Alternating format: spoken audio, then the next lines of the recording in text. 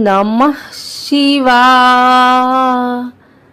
आज सोमवार के दिन आइए सुनते हैं शिव जी और पार्वती जी की यह कथा। एक समय की बात है, किसी नगर में एक साहूकार रहता था। उसके घर में धन की कोई कमी नहीं थी, लेकिन उसकी कोई संतान नहीं थी। इस कारण वह बहुत दुखी था। पुत्र प्राप्ति के लिए वह प्रत्येक सोमवार व्रत रखता था और पूरी श्रद्धा के साथ शिव मंदिर जाकर भगवान शिव और पार्वती जी की पूजा करता था। उसकी भक्ति देखकर एक दिन माँ पार्वती प्रसन्न हो गई और भगवान शिव से उस साहूकार की मनोकामना पूर्ण करने का आग्रह किया। पार्वती जी की इच्छा सुनकर भगवान शिव ने कहा कि हे पार्वती, इस संसार में हर प्राणी को उसके कर्मों का फल मिलता है और जिसके भाग्य में जो है उसे भोगना ही पड़ता है। लेकिन पार्वती जी ने साहूकार की भक्ति का मान रखने के लिए उसकी मनोकामना पूर्ण करने की इच्छा जताई। माता पार्वती के आग्रह पर शिव जी ने साहूकार को पुत्र प्राप्ति का वरदान तो दिया, लेकिन साथ ही यह भी कहा कि उसके बालक की आयु केवल 12 वर्ष होगी। माता पार्वती और भगवान शिव की बातचीत को साहूकार सुन रहा था। उसे ना तो इस बात की खुशी थी और ना ही दुख। वह पहले की भांति शिव जी की पूजा करता रहा। कुछ समय के बाद साहूकार के घर एक पुत्र का जन्म हुआ। जब वह बालक 11 वर्ष का हुआ तो उसे पढ़ने के लिए काशी भेजा गया। साहूकार ने पुत्र के मामा को बुलाकर उसे बहुत सारा धन दिया और कहा कि तुम इस बालक को काशी विद्या प्राप्ति के लिए ले जाओ और मार्ग में यज्ञ कराना। जहाँ भी यज्ञ कराओ वहाँ ब्राह्मणों को भोजन कराते और दक्षिणा देते हुए जाना।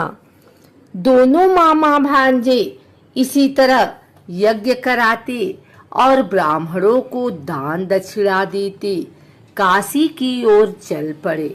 रात में एक नगर पड़ा, जहाँ नगर के राजा की कन्या का विवाह था, लेकिन जिस राजकुमार से उसका विवाह होने वाला था वह एक आंख से काना था। राजकुमार के पिता ने अपने पुत्र के काना होने की बात को छुपाने के लिए एक चाल सोची। साहूकार के पुत्र को देखकर उसके मन में एक विचार आया। उसने सोचा, क्यों न इस लड़के को दूल्हा बनाकर राजकुमारी से विवाह करा दूं। विवाह के बाद इसको धन देकर विदा कर दूंगा और राजकुमारी को अपने नगर ले जाऊंगा। लड़के को दूल्हे के वस्त्र पहनाकर राजकुमारी से विवाह कर दिया गया। लेकिन साहूकार का पुत्र ईमानदार था। उसे यह बात न्याय संगत नहीं लगी। उसने अवसर पाकर राजकुमारी के चुन्नी के पल्ले पर लिखा कि तुम्हारा विवाह तो मेरे साथ हुआ है, लेकिन जिस राजकुमारी के संग तुम्हें भेजा जाएगा वह एक आंख से काना है।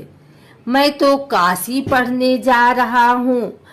जब राजकुमारी ने चुन्नी पर लिखी बातें पढ़ी तो उसने अपने माता पिता को यह बात बताई।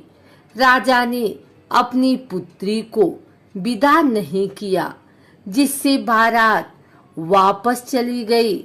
दूसरी ओर साहूकार का लड़का और उसका मामा काशी पहुँचे और वहां जाकर उन्होंने यज्ञ किया। जिस दिन लड़के की आयु 12 साल की हुई, उसी दिन यज्ञ रखा गया। लड़के ने अपने मामा से कहा कि मेरी तबीयत कुछ ठीक नहीं है। मामा ने कहा कि तुम अंदर जाकर सो जाओ। शिव जी के वरदानुसार कुछ ही देर में उस बालक के प्राण निकल गए। मृत भांजे को देख उसके मामा ने विलाप शुरू किया।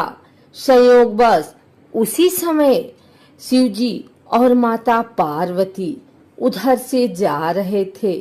पार्वती ने भगवान से कहा, स्वामी, मुझे इसके रोने के स्वर सहन नहीं हो रहा। आप इस व्यक्ति के कष्ट को अवश्य दूर करें। जब शिव जी मृत बालक के समीप गए तो वह बोले कि यह उसी साहूकार का पुत्र है जिसे मैंने 12 वर्ष की आयु का वरदान दिया।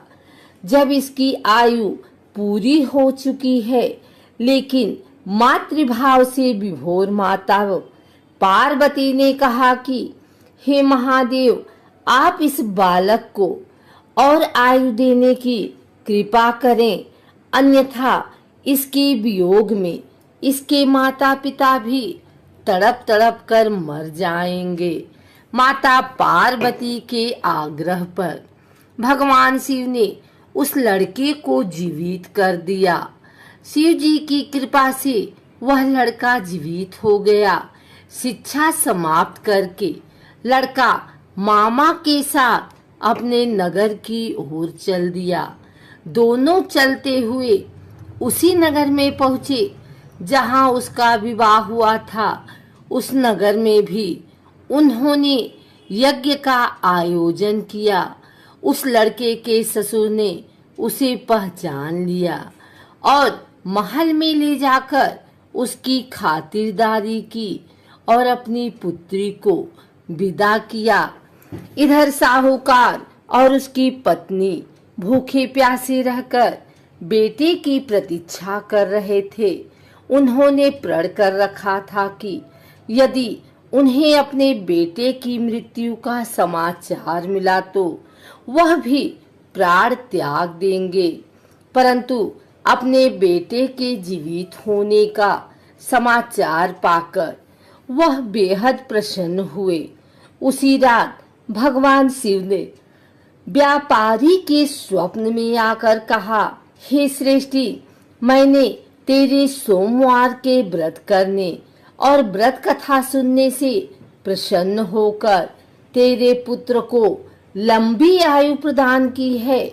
इसी प्रकार जो कोई सोमवार व्रत करता है या कथा सुनता और पढ़ता है, उसके सभी दुख दूर होती हैं और समस्त मनोकामनाएं पूर्ण होती हैं।